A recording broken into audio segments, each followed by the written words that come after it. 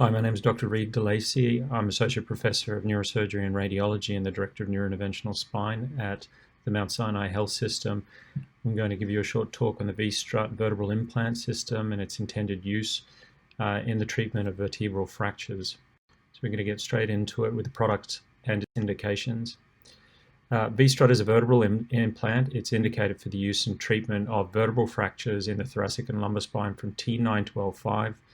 It's indicated for fractures that are both osteoporotic and neoplastic in nature.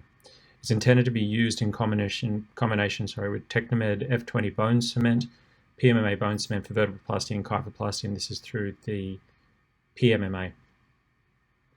It's a Class 2 device according to the FDA classification, and it's made of a PEEK polymer. The type of fractures that we're looking to treat with this are Gennett classification grade 1 and grade 2.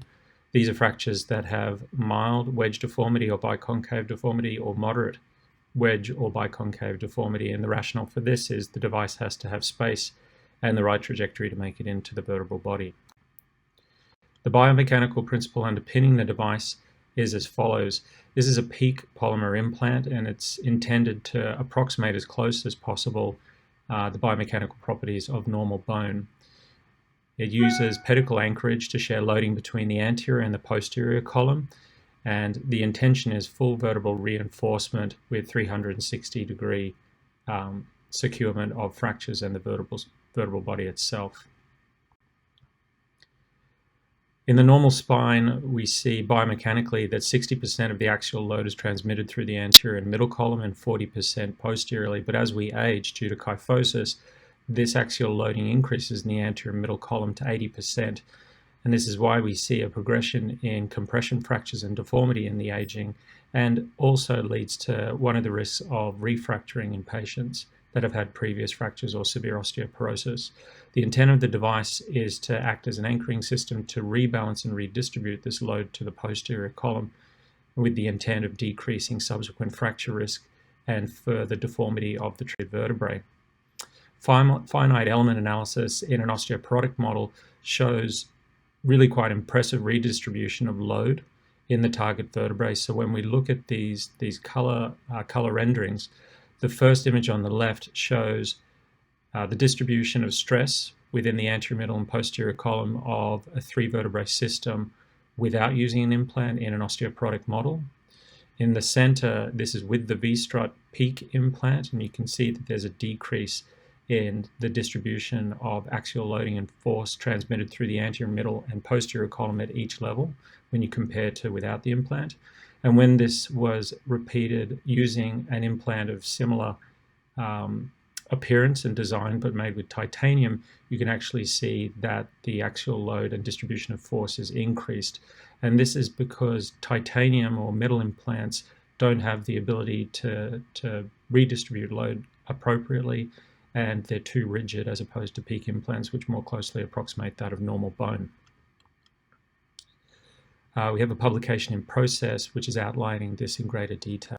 So we're going to move on to some clinical experience with a few cases.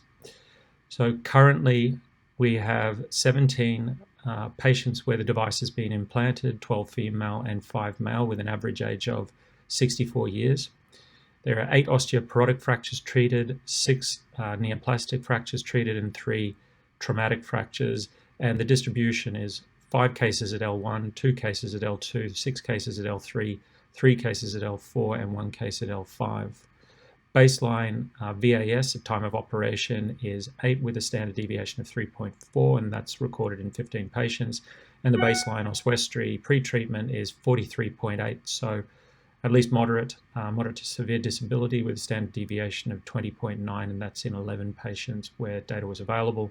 Clinical centers is distributed between the United States, France, and the Middle East.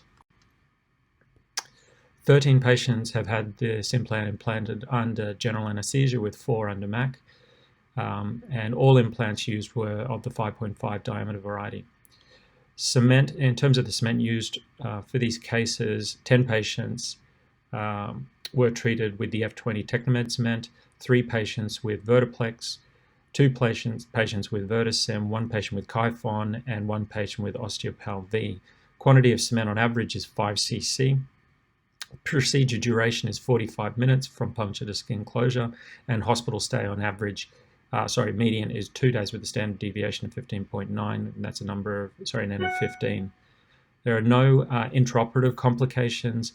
There was a couple of cases of asymptomatic cement leakages without consequence, and one patient developed a subcutaneous hematoma at the access tract, which resolved with conservative care. And in terms of implanting, this is a straightforward technique involving access needles, a K-wire technique, an access channel, and then creating the pathway within the bone to deploy the implant and cement through the implant. It's really quite a straightforward device to use. In terms of outcomes, as we talked about, baseline VAS scores are up around 7 to 8. In 15 patients on hospital exit, this drops down to less than 2 in the 8 patients where data is available. And at 2 months, again, this is closer to 1. For oswestry, baseline oswestry, again, as we said, really quite significant, severe, up in the 40s in 11 patients, and in the 8 patients where data is available at 2 months, it drops down to the mild disability below 20. So really quite impressive pain and functional outcome scores that mirror what we see in patients getting cement. First case is a female 72-year-old with osteoporosis and a fracture of L3. On the left, you see the post-procedural AP and lateral x-rays with the device. The visible portions of the device are the tantalum markers, which are located at the posterior aspect of the pin and the anterior aspect of the pin, and that allows you to identify where it is in the vertebral body. And the cement distributed between the anterior and middle column, going from the superior to inferior end plate, as demonstrated on the CT scans to the right. Another patient, this is a female 69-year-old with osteoporosis and an L3 fracture, again mirroring the same kind of results that we saw in the previous case. Again, with this, we could see cement tracking up the center of the implant. That's why we see that radiopacity linear signal tracking back through the pedicle. And again, nice distribution of cement. And really, the risk of cement leakage with this device should be less than we typically would see with routine vertebroplasty and kyphoplasty. Another case, and our final case, is a male 65 years old with osteoporosis and an L1 compression fracture. Again, this is again in class 1. Images on the left show the access channels, the initial access needles. This patient was initially managed during the procedure with balloon cavity creation, and then the V-STRUT devices were placed subsequent to that with cement at the end. And again, we see a really nice distribution of cement running all the way to the dorsal aspect of the middle column with no leakage. And we have a 12-month follow-up showing no adjacent level fractures and stable deformity of the targeted vertebral body. So that brings us to the end of our presentation. In summary, this is a novel transpedicular device that's minimally invasive in its insertion. It's intended to provide more physiologic and anatomic reconstruction of a vertebrae and decrease the likelihood of further compression, fragmentation, and deformity of the target vertebrae, but also to decrease the risk of subsequent fracture at adjacent levels.